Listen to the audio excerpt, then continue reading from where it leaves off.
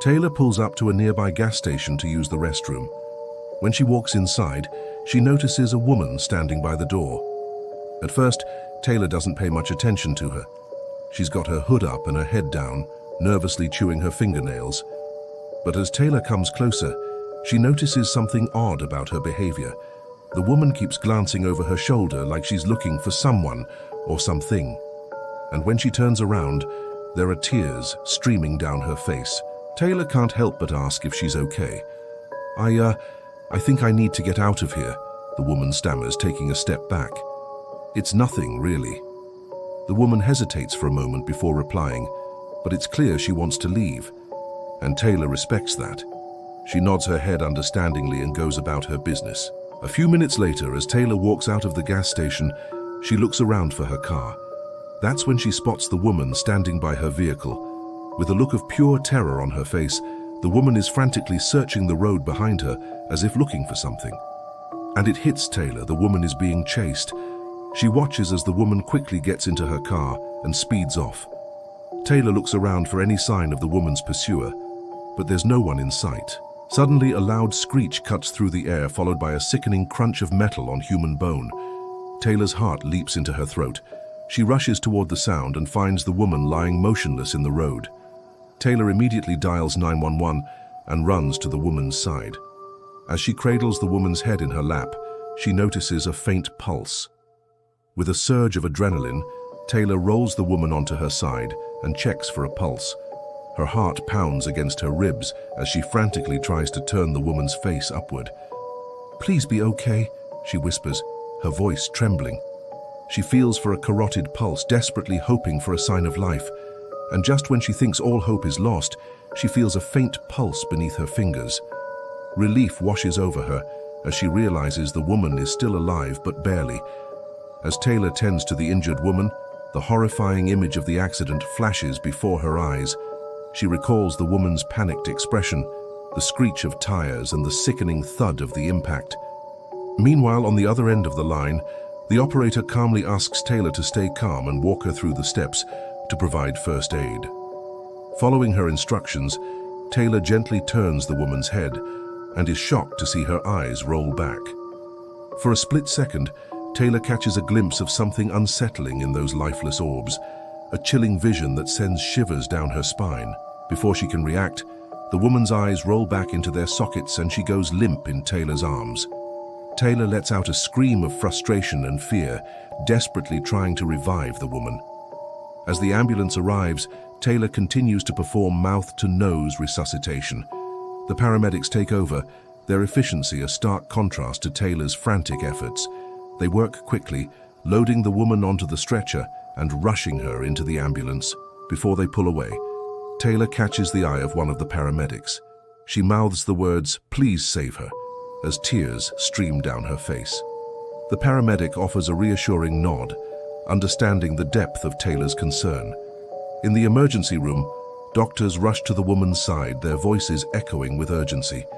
Taylor stands by anxiously waiting for an update. Minutes tick by, each one filled with dread. Finally, a doctor approaches Taylor, his expression grave. He tells her the woman suffered a traumatic brain injury, internal bleeding and multiple fractures. Despite their best efforts, they couldn't save her. The woman was pronounced dead on arrival.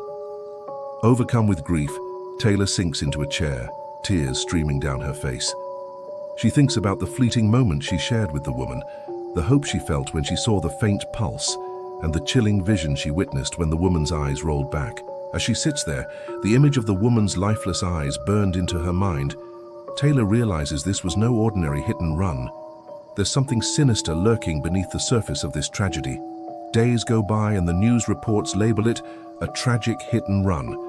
The investigation seems to have hit a roadblock. No witnesses, no leads, no motive. The killer remains at large. Determined to find answers, Taylor takes matters into her own hands.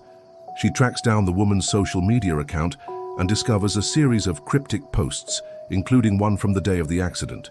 It reads, "Sometimes love isn't love. It's survival." What did she mean by that? Was she in danger? Why didn't she reach out to the authorities? Or worse, was she the one who orchestrated the hit and run? As Taylor delves deeper into the woman's online presence, she uncovers disturbing details about her personal life. She finds photos of the woman with a man whose face Taylor recognizes with a jolt. It's the same man she saw behind the wheel of the car that struck the woman. Taylor's heart pounds in her chest as she realizes the extent of the betrayal. This wasn't a random hit and run. This was a cold-blooded murder. But why? What did the woman see in this man? Was he her lover, her captor, or something even more sinister?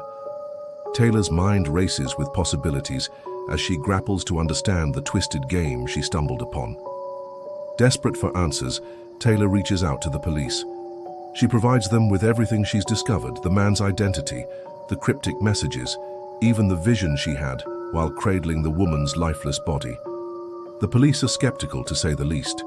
They thank her for her help and tell her that she's free to go. But Taylor isn't so sure she's done.